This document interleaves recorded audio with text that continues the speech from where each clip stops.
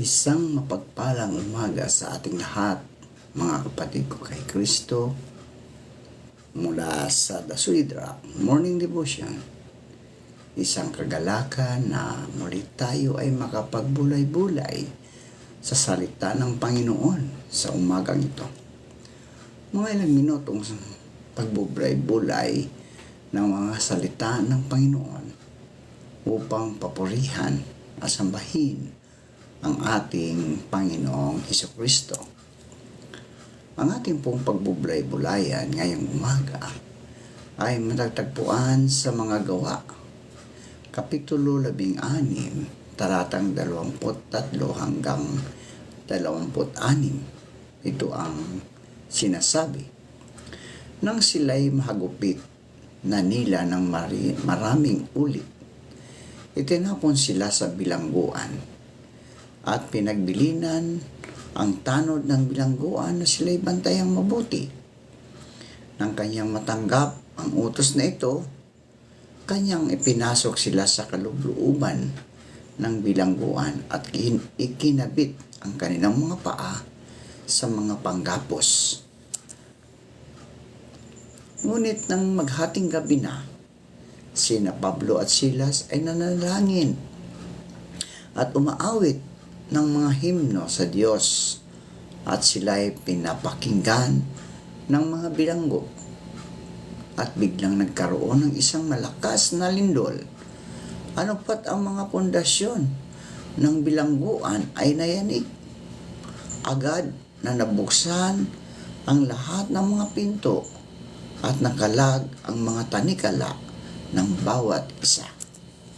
Pinagpala na po tayo sa pagkabasa at pagkarinig ng salita ng Panginoon. Tayo po ay manalangin.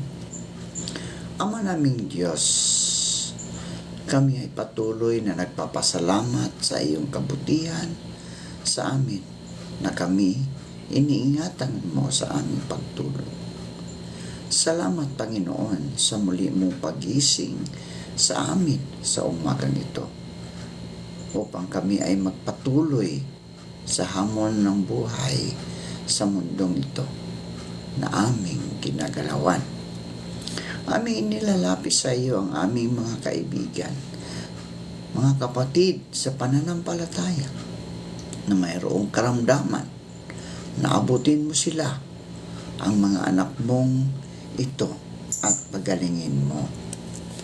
Amin ding inilalapit sa iyo ang aming mga kapatid na nagtatrabaho sa mga lansangan. Ingatan mo sila at ilayo mo sila sa kapahamakan.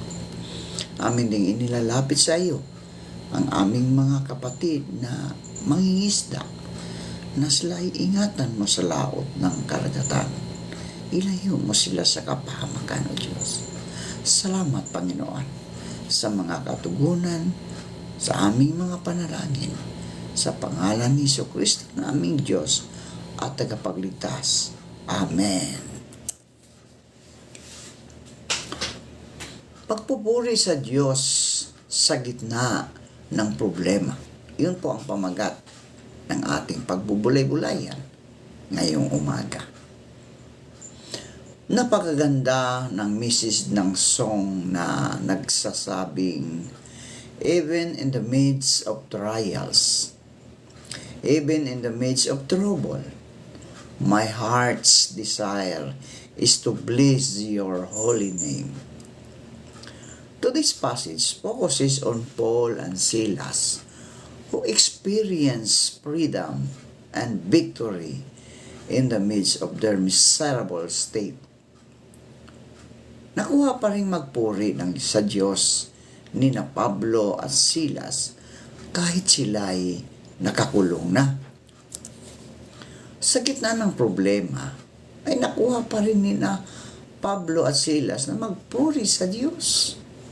Tularan natin ang ganitong attitude, mga kaibigan. Dapat napupuri pa rin tayo sa Panginoon, even in the midst of our problems, even in the midst of our trials.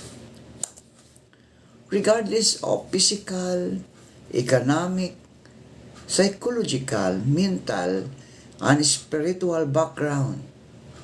Each of us faces challenges that may bring us into a nerve-wracking experience. Despite this surprising reality, we can now overcome our personal battles because God will fight for us. Relax ka lang, kaibigan.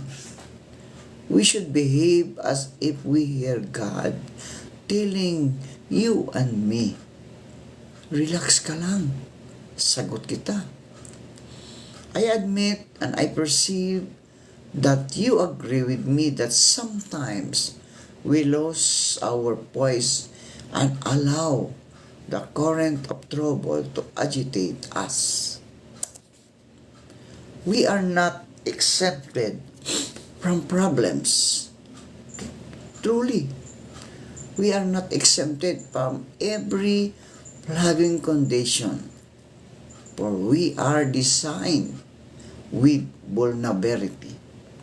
Nevertheless, we can have a victory like David, who faces a gigantic problems in the persons of Goliath because he fought his battle with the presence of the Almighty God. Kahit gaano kalaki ang problema natin, mga kapatid, mga kaibigan, mas malaki pa rin ang ating Panginoong Hesukristo. Kayang-kayang lutasin ng Diyos ang ating mga problema. Kaya sa Kanya tayo magtiwala, mga kaibigan. Sa Diyos tayo magtiwala. Wala nang iba. Kaano man ito kalaki, kayang-kaya itong lutasin ng Diyos. Manalangin na at dabuhin mo sa Diyos na Kanya ka nagtitiwala. Whatever storms our minds strike our hearts and sickens our bodies, let us remember that we are not alone. Hindi tayo nag-iisa. In the midst of problem, let us choose to trust in God. Magtiwala ka sa Panginoon, kaibigan. Pray and feed on His Word.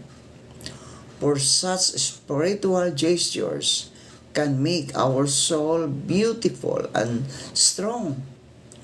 Kayang-kaya natin tumayo sa gitna ng problema dahil kasama natin ang Diyos.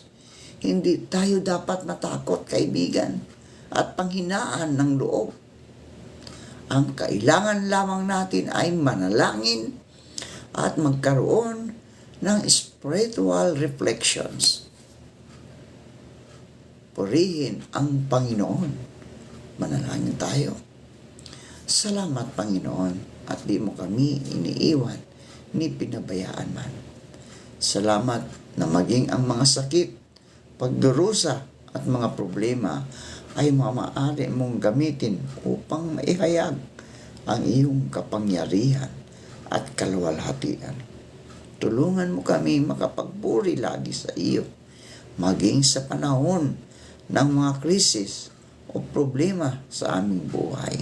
Sa pangalan ni Jesus, Amen. Amen.